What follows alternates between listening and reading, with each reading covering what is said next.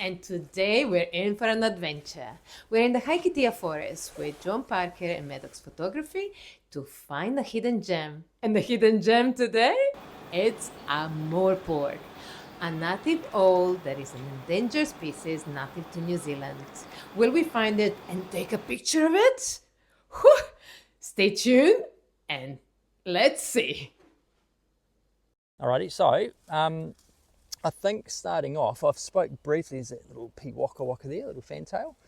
But what we spoke about earlier, so the block of bush here, so this is actually, it's a family owned private block of bush, and lucky enough to have access to come in here and to try and, I guess, show New Zealanders and internationals just the beauty of the New Zealand fauna and flora. So not just the bush, but also our bird species that reside in here. And no better place to do it than in a block of bush that's private. So you've got no interruptions, you've got no one on bikes, no runners, no walkers, no one in a pram. And there's nothing wrong with that, but sometimes when you just want to be present and you want to take photos, those distractions you don't need, because those fleeting moments that are like 1 in a million, they can be easily kind of taken away from you. And I've had it before when you go to take a photo and someone goes past on a bike and rings their bell and the bird flies, you're like, oh. But you just don't get that here, right? So yeah, that's what makes this so unique. It's a real personalized, exclusive trip into a block of bush with some amazing native species. So very cool. Yeah. Probably not going to get those real beautiful golden eyes today, the Morepork, solely for the fact is that they're nocturnal, so they hunt at night time. And in daytime, when they're there, if there's no sunlight to kind of put their light into the iris for them to really dilate and go yellow, they kind of just look brown. So we'll probably see, with the overcast conditions, just the brown eyes today. However, still pretty amazing. Yeah. I'm excited. Panga ferns here, you really are just looking for a shape. And so, yeah, it's literally, like I said, they're not very big. They're only like 28 centimeters tall. They literally blend in and look exactly the same as the panga fern, but they can hide themselves quite high up in those kind of overarching ferns. So sometimes when you look at the panga and you think, oh no, there's nothing there, you've really just got to take your time, choose a good angle to go in nice and low, and sometimes you're actually quite surprised. There'll be one actually looking straight at you. So we'll have just another little look in here. I've been coming in, what I've found is that the panga fern it's a real stronghold for the Morepork. And so, you know, hopefully today when we locate one, what you'll find is that they're in these trees. They are literally like ghosts. You could walk right past them and you wouldn't even know one's there. But the panga fern is a stable hold for them, and I think that solely is because it camouflages them very well. With their breastplate looks the same as like a panga fern, the coloration. But also the second thing is that Morepork are beautiful, but unfortunately they do eat our little friends like the fantail when they've got nests. Okay, so other birds like the tui, the blackbird, the myna, the starling, the fantail, they're not best mates, so they generally kind of give them a bit of a hard time.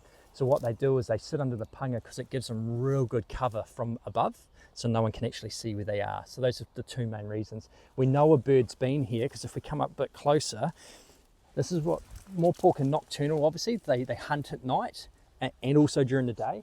But you see here, this is all Morepork poo. So that's actually a telltale sign that you look for. And this is what they call a daytime roosting spot. So they'll sit up there and they'll just close their eyes and literally sleep. And they will obviously do their droppings and they'll regurgitate pellets out of their mouth from anything they can't digest. And then come kind of close to evening, they take back off into the bush on an epic night of hunting again. So pretty much today, this is what we do. We find pockets of panga fern like this, and we really try and hone our skills into try and pick one up in the bush. So yeah, righty, onwards and upwards. We'll go this way.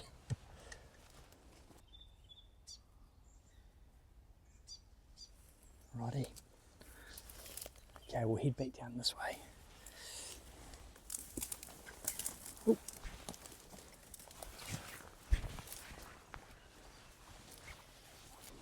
I think there's only about, this is a lie, but there's only about 800 pangas in here. We've just got to look at all of them.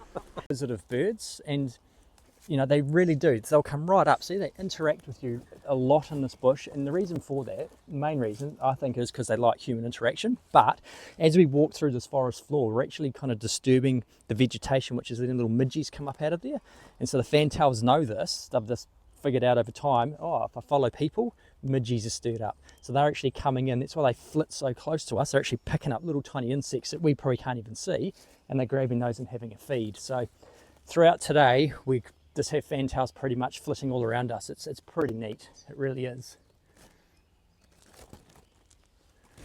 But yeah.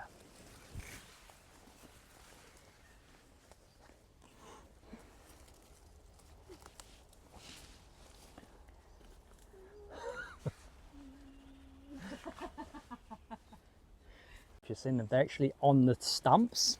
So not only am I scanning from the ground height to the panga, it's like there's lots of places where you wouldn't usually search for morepork in this bush because you don't see it anywhere else generally. Yeah. But so you see there, Oh, yeah. so that was taken not far from here, just on one of those old tree roots like this, one of the kakatea roots, and it's just sitting there early morning, just looking out into the sunlight. The search continues. I've got a place just up here, Manu, which is quite special. I don't know if you've seen it, but I had a photo recently of a morepork in a tree looking out inside the tree stump. So that was actually, I've seen it. yeah, so that was actually the female. She was actually nesting just over here. I'll show you where the tree was. And so kind of come November, you lose half your population of morepork because the female will go into a tree for around about 30 odd days and sit on her eggs and incubate the chicks. And then the male each night will come, he'll grab food and he'll fly it to the nest and feed her, and then she'll come out every now and then as well. But this year, lucky enough to locate 2 nests and really close together. Realistically, like when they talk about morepork, they talk about quite large territories, where these nests were only about 130 to 140 metres apart. Wow. As a bird flies, so it's not far, but got some really cool photos this year just in this tree just here of the mum at about 7:30 at night kind of doing her little warm-up call to say, hey, I'm ready for some food, and she kind of popped her head out and had a look. Managed to get a couple of really nice frames and leave them to it. But I'll show you where the tree is. See this crack in the, oh, this is a dead kakatea tree. You see that big crack that runs up the middle? Yes. She was about 6 metres up, just in there. And this tree obviously wasn't kind of leant over like that. It was back upright. Yeah. But I managed to just get my camera on a tripod, got the lens through, and just had it sitting there waiting. The cool thing about morepork, and when you spend lots of time in the bush with them, you do start to find out their patterns and that, but they are quite notorious, like a number of other species, of actually using the same nest year on year. So it's a good chance that they'll use the same location this year. And if they don't, definitely the next year they could be in there also. So How much money have you spent on camera gear, John? you don't want to know. It's horrible. I do want to know. I'm interested to know. About 35,000. Yeah. Is it worth it? Oh yeah. Yeah. Absolutely. He's like, it was the Yeah. best investment. Well, the lens that I just currently bought, so I always loved photography from a young age. So Yeah. I've done it from quite young, but never really took it that serious. And I think, you know, I spoke with Manu about it. I had a tragedy at home with losing one of our children. And so that was my driver for me. It was really weird. Like if I look back at it now, one of my good friends has said, oh, can you take a photo of a tui for me? And I never really understood the meaning of it. It's like, yeah, sure. But I kind of went out, was taking photos, but when I was out, I was, you know, it was emotional, right? So I'd sit there and sometimes just cry and not even take any photos. But after a while, I started taking photos and I was getting some feedback saying, oh, they're nice. So I tried to strive to get excellence in my photography. Yeah. Because it wasn't just me, it was my healing, but it was also trying to honour, I guess, Maddox in a way, my son. So that's what, even now to this day, you know, we're almost 10 years on since he passed, all of my photos, I pour huge amounts of emotion behind them. You know, and that's why I sit for hours just waiting for that shot, because, yeah, I want to not only educate and advocate our beautiful birds, but I want to honour my son as well with, you know, because my healing definitely has been sitting in the bush, you know, at peace, I guess, so to speak. Yeah. Really, you know, that mindfulness we talk about, but also I kind of feel in a way that when people connect with my images, it's like I have these really weird things, don't judge me, but 3 or 4 of my images that are like 1 in a millions, I call them Maddox's moments. So I kind of feel like he was there with me and allowed that to happen, because That's awesome. if he wasn't there, so to speak, The odds the are odds zero. are Yeah. so slim. It's not even funny. So We found a bird. We found a bird. John, our answer to Steve Irwin of the Tamahere Forest, has found a Ruru for us to admire.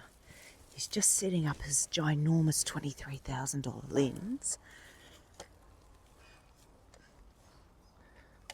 So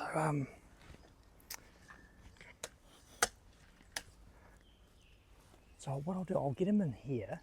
Once I've got him in here, then I'll get you guys, without looking, to see if you can find him with your naked eye, because then I think it gives you the appreciation of just how amazing these things are. They're like a ghost. You wouldn't even know they're there. So he's just looking straight at us. It's pretty cool. And you've got to prepare yourself, though, because once you've seen one of these birds, you will fall in love with them. They hypnotize you. They are absolutely awesome. Oh, beautiful. Stunning. Really cool. Okay, come here, team. So this is how well camouflaged they are. This is not the greatest angle, but you can see them on my screen here. I thought I could see him. Yeah, that's him. Yeah, I could see him. See the shape? Yeah. We've got some real neat symmetry with all those panga ferns. So the bird's kind of vertical. You've got the vertical lines of the panga, Yeah. and then you've just got all that cross weaving of all that fernage. Yeah. So you know, so it's, when I take images, like, I mean, how cool is that for starters? It's amazing. But then you've got all these patterns and lines, and now it's about, well, how do I tell this story to people that evokes an emotion? Yeah. And that's what we're trying to do, right? Yeah. We want someone to look at this photo and go, wow. You know, so. And we'll go down to the 1.6, we've got a full crop. And we'll roll this around to portrait because we want to accentuate those leading lines. You're just gonna, it's a 2-press kind of system on this one. That's focused now. So what you need to do is just hold the camera, hold here, and you're just squeezing really gently to try and get the shot.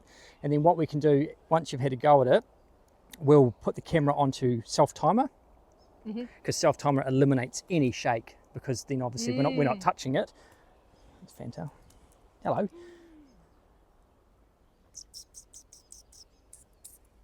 How cool. So neat. Right, Manu, you jump on, you grab some shots.